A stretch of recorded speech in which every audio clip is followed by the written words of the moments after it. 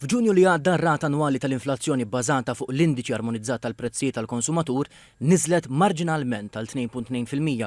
Sa dan it-tant, skont l-indiċi tal-prezzijiet bl-imnut, l-inflazzjoni f'Ġunju naqset tal 1.3% minn 1.5% f'Mejju.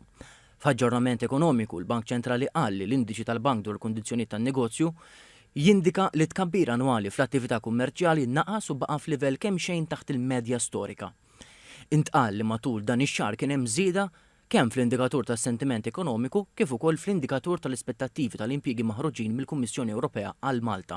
Madankollu, dawn baqgħu taħt il-livell medju storiku. L-aspettattivi tal-prezzijiet żdiedu fis-setturi kollha, ħlief fis-settur tal-kostruzzjoni u fost il-konsumatur. L-akbar żieda ġiet irreġistrata fis-settur tal-beħ bl-imnut u fl-industrija.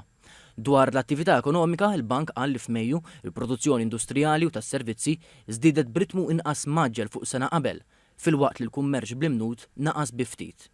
Il-qatt baqa' baxx minn perspettiva storika, iżda żdied marġinalment meta mqabbel max-xahar ta' qabel u ma' sena qabel.